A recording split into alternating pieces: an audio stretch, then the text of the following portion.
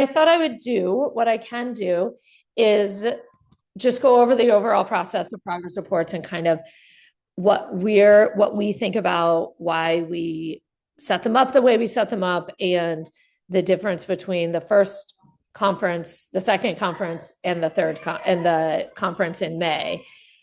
The initial conference, and those of you who have, this is not your first year at Fuse, it is basically the same as it has always been, where in October we share initial goals with you that we're seeing either based off of last year's progress reports or if it is a new child, our initial goals from what we know about the child. Then we, sorry, I'm in a room with a crash room right next to me. I might move in a second. Can you guys hear me okay? Oh. I'm going to assume you guys can hear me. We can hear you. Okay. Yes. So the progress report in October is the one where we send you a report previous to the meeting. So your report will come on Friday, and then reports starting for Lexington start on Monday, for Norwood start on Thursday. And we use the initial goals to then be able to think about all the sections of the progress report for our ratings of them and then also for goals of them. So as we did in the initial conference, the progress report is broken down into 4 pillars: regulation, communication, executive functioning. Well, regulation is our communication and social relationships are together. So there is regulation, play, social relationships, and communication and executive functioning. And within each one of those sections is then there is a rating section and a part where we just making sure everyone's in. All right, you know what? I'm going to pause for 1 second and move to a different room because it is super loud and I want to make sure you guys can hear me. Hold on 1 second while I transition. Okay, sorry for it was just loud in there and I wanted to make sure you guys could hear me. So for the initial, it is goals. The meeting that we have in January is where we talk about the goals in terms of the 4 pillars, which are the regulation, play, social relationships, and executive functioning. And within those, in the January one and in the May one, there's both ratings and basically a comment section.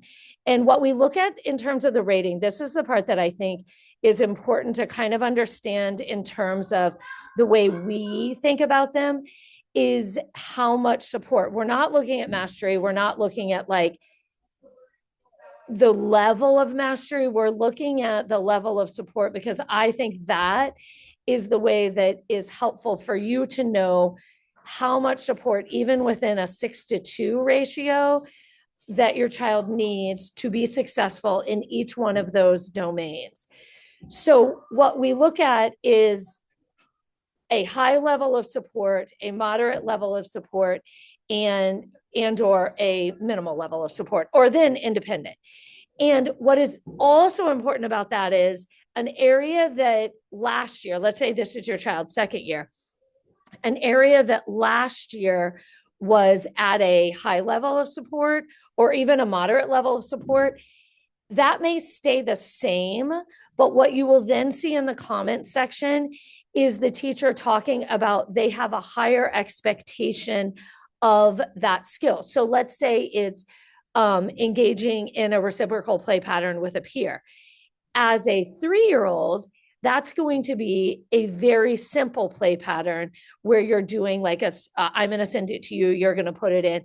As a kindergartner, we're expecting a more sustained play pattern. We're expecting that a child is going to be able to think about, like, it's different sections, but for that, one moment, we're expecting that the play pattern is going to be more in depth and more evolved and involved within the play. So there may still be a moderate level of support or a high level of support, but that doesn't actually mean your child has not made progress, because of the level of intensity of the activity.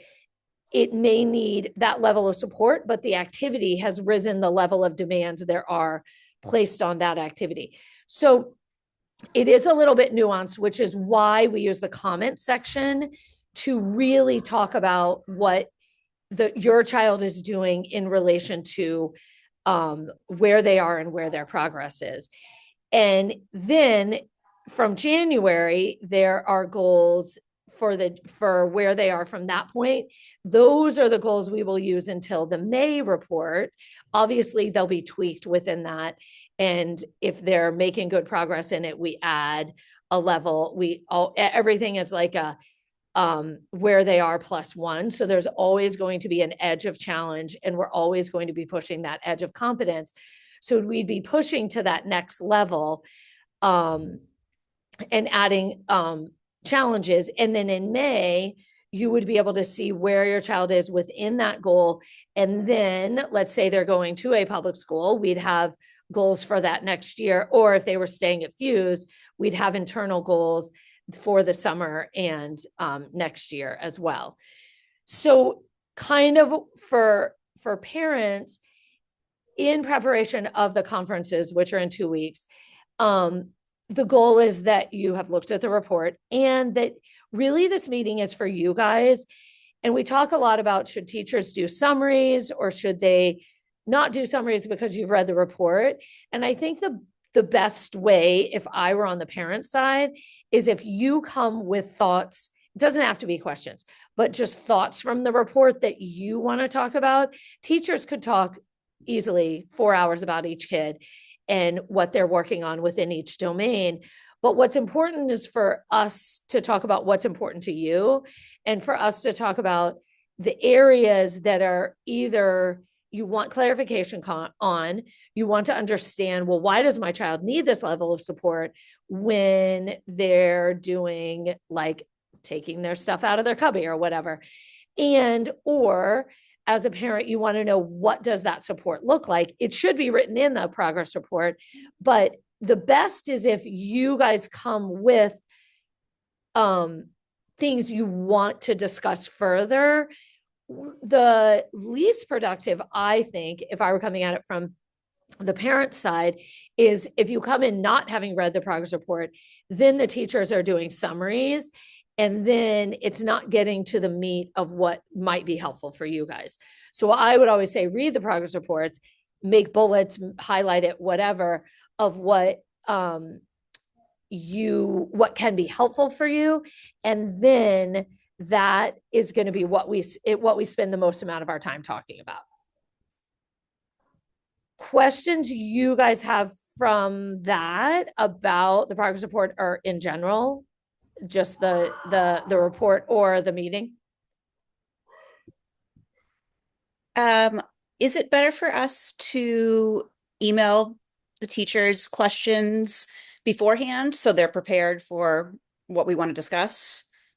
That's always helpful. I mean, because then if you email them to me and or like your speech therapist, then we're all ready for it. And if it's something that like might take us a minute to think about, we use that week before to think about that. Like next Wednesday in Norwood, Friday in Lexington is a professional development day for them to be finishing the writing. So next week, once you guys get the report, then if you have questions, if you send them to us, then we can be thinking about them as well. If you have questions previous to the report that you just want to make sure we think about, then you can send those anytime.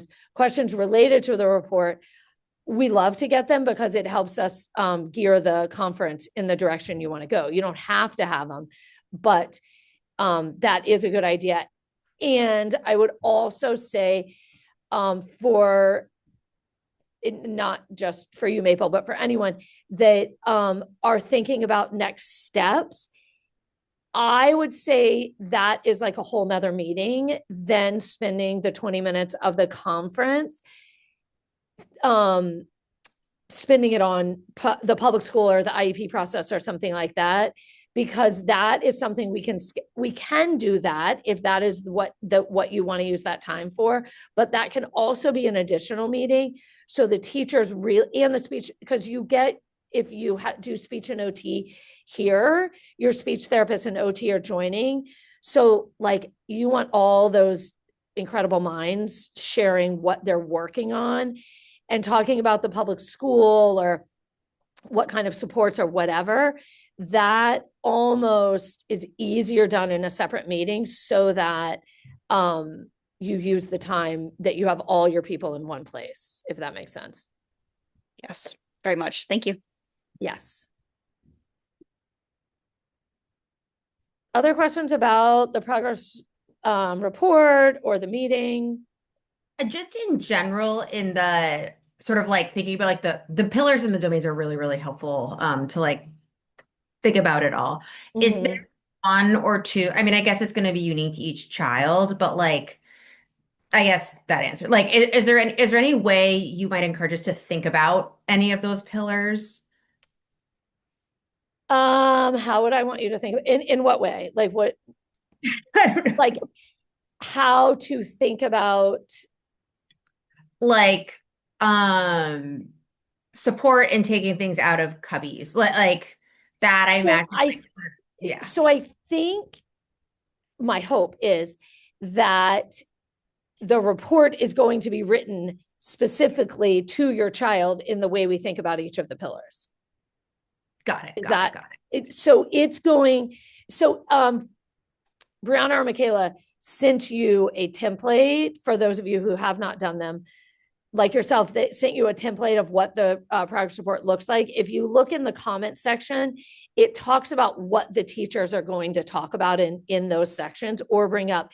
If they're not talking about it, like let's say for your son, putting things in his cubby is not an issue. It's not going to be in there because that's not the highlight of what they want to talk about. They can't talk about everything. Then it would be like a manuscript. It already is like a document in and of itself. But if it's not talked about, it means it's not the things they're pressing right now, either because a child isn't ready for it or because that's something they are working on and they're doing well at it. Whereas they're going to bring highlights up in terms of strengths, but they're going to be focusing on things that are what their mind is thinking about throughout the day in supporting a child in the areas they need the most amount of support. The goals will be in each of those areas, what they need the most amount of support on, or where their goals are currently. I mean, all of those things need to be worked on, but they're going to focus on 2 or 3 things that they're highlighting in the report. That's very helpful. Thank you. Yes.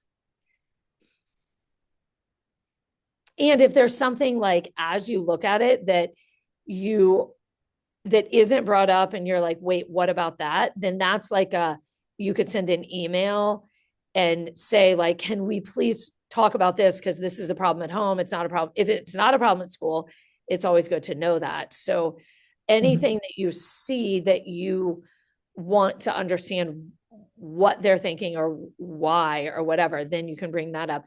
And speech and OT will have their speech, I know, sends their reports out around the same time as we do, but they will also share kind of their goals as well. And you get the weekly notes from them. So those are, you can have general questions for speech and OT that you can bring up at that during the conference as well. Got it. Thank you. Yes. Other questions?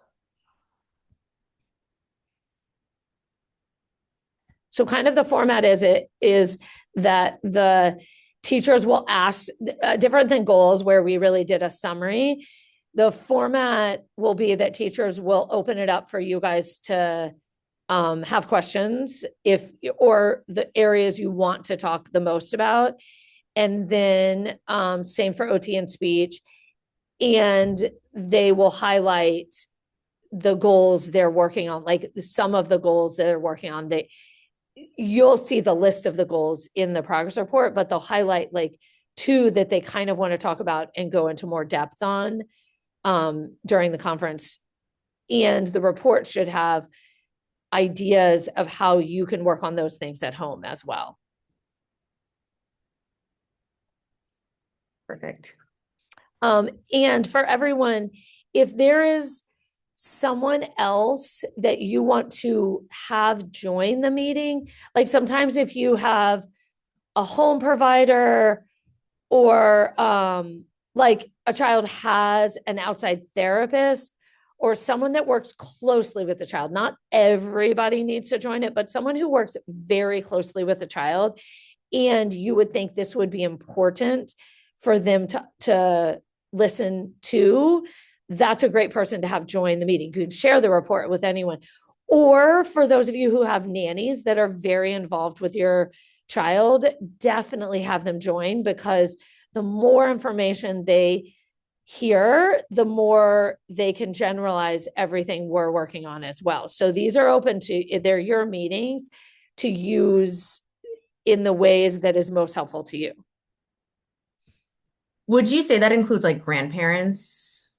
If they spend a lot of time with them, they don't have to talk. They can even be like not on screen or whatever. But sure, I think it's always have them join because they get to hear the language. They get to hear the language of what the teacher is sharing, or like speech therapists. That's always so important because then you're not relaying all of it. And those meetings are not recorded.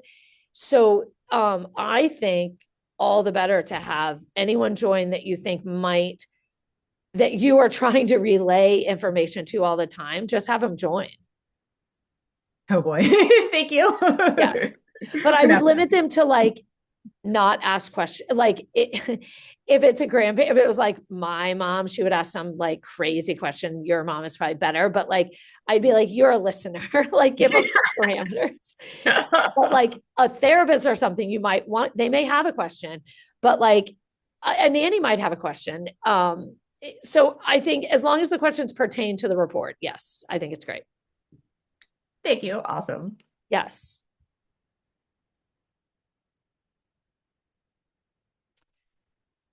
The only other thing I was going to bring up is now that we're in January, we won't have these meetings for the next 2 weeks because of the holiday and then progress reports. I would love for you guys to send things you want to talk about in these Monday meetings. I can always come up with topics, but if you have topics that you want to learn more about, like I was actually just talking to an advocate friend, and I was like, oh, maybe I should just have her come and do one. And you guys could ask an advocate questions that they would know better than me as people are working through IEP processes. But so people that would be fun to listen to, or like a neuropsych who could go like talk about reports or talk about the steps of reports and like the testing part, or topics that you see teachers writing about in your weekly notes. I am happy to have these meetings geared towards what is most helpful to you guys. I don't know if anyone has them now, or definitely send them to me if there's certain topics or concepts or thoughts you want to hear more about. I mean, I could list a bunch now if that's useful, or email them, or Yes, list them now, because then other people might brainstorm other people to give me your top 4, and then but also email them because I will not remember them all. Perfect. So one would be like understanding demands, like almost anticipating what our demands That's a good one. for our kids. Like Because I think what's so interesting, even for teachers, what we think of as a demand, there are 10 other demands that came before that demand that we don't think of as demands. 100%. Yeah. And like, and I know it's going to be different for each kid, but like reading the signs that you're like reaching their um Demand. yeah, and like their Yes. window tolerance, like that you're breaching it. Like Yes. we had a quite a morning with Cooper and at an appointment, and like Brendan asked what triggered it, and I was like, "No, I don't know." And then I was actually thinking like, "Oh, well, he was doing this and this and this and this." Yes. And so like So there like trying to notice demands and then trying to notice triggers. It's almost like two different talks. But yes, that's great. perfect, and like how to intervene um in them. That I think is your teachers are going, what they're sharing with you in Brightwheel as how they're intervening. And that's a great question for the conference is like, what interventions work the best for Cooper? Okay. Because I could never do a general Zoom on intervening because genuinely that's why Fuse kids make progress at Fuse is because the intervention is so tailored to the child. That makes sense. Also, home design, like how you recommended like a crash room, it Yes. like is far and away amazing. And but even like we're now like kind of digging into like try to make it, Cooper like ruined a door. And so we're like thinking about all the different sort of ways. And there are people who exist who are experts in like sensory room design, but I don't know if there's Is like there, low-hanging fruit about that stuff there or is low hanging fruit. I was actually not even joking with some of my teachers. I'm like, guys, I have a great side gig for you is going into homes and creating sensory rooms. And teachers were like, no, no one would pay for that. And I'm like, but they would. who wants to Because come to my house? yeah, because your brain just doesn't work. Like we're thinking about it in a classroom all the times and they know what works because of all the times it didn't work. So yes, I can do the low hanging fruit, but yes, there's like two ways we can work with it, but that's a great one too. Right. And then anyone should cut me off because I could just like spew this forever. But like the I feel like there are so many things that we know that we should do to like prevent that, like to give them sensory input and this and that, or even for Cooper, it's like these random moves that should help integrate like proto reflexes, blah blah blah. But Mm-hmm. like getting him to do them is like, yes, animal walks are great. And like, I have tried everything in the book. So now he knows anytime I try to like secretly get him to do an animal walk or something, he knows and he's like, unsubscribe, like how Right. to get around. Um, so what would that now I'm writing them down because I am gonna forget them. What Sorry. would the it's good. What trying to get him to Just like do things that are preventive, like that are good okay. for them to So like do. buy in without it's honestly buying in without making it a demand. Yeah, yeah, yeah. And like, if there are ways to make them do it themselves or and Right. I guess it's along with that and it's with the understanding what our demands, like how to make it not like how to make it something that they'll want to do on their own. Like, Yeah, you know, that's a bit that they is would have to know they need it to want to do it on their own. So that's like long term, but coming up with ways that make it not feel like a demand or something we're asking of them to do because they're not capable of it is important. yeah, yeah, yeah. Oh God, and almost like it might even just be like more resources, but like on how to make useful visual aids. Because like after that like amazing session about how helpful those are, I tried to make some and like I tried really hard. Like I learned Canva, but like they are So not good. one thing around that is asking your teachers to share, say you need a visual. I mean, they're not going to like be your assistant on it, but if there's already a visual aid created for it, they can send it to you. We have like just like a plethora of visuals we've made. So if it's like putting on snow clothes, done because we have that. So ones that you think a teacher would have, you can get from them. I wonder if there's a way to make it, I don't know, like a library that we could like access somehow Yeah, that, with all would, that time. Like, let's well, create. I'm thinking of that. That is like a great task for someone to do.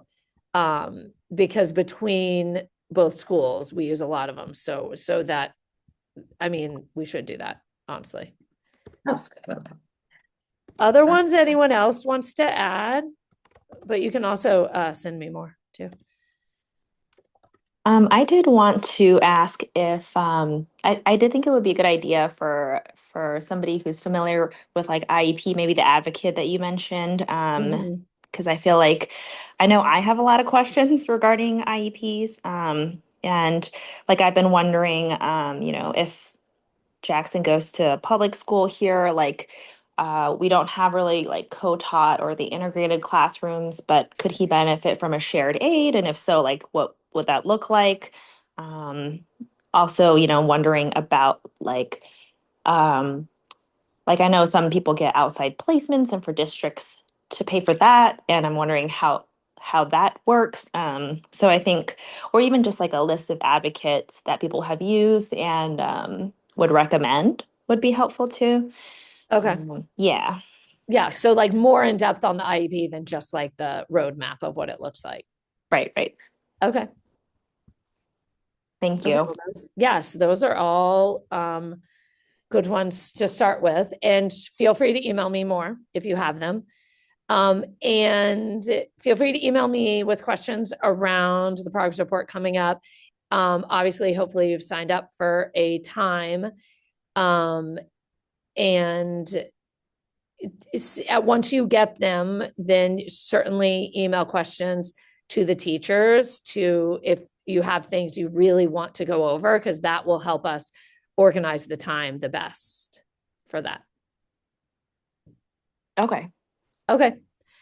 All right. Thank you guys so much for this. And then in 2 weeks, I'll pick from this variety of topics and we'll start talking about topics not next Monday, the Monday after, but whatever the Monday after that is. All right. Thank you guys. I'll see you on conferences. All right. Thank you. Yep. Bye-bye. Thank you.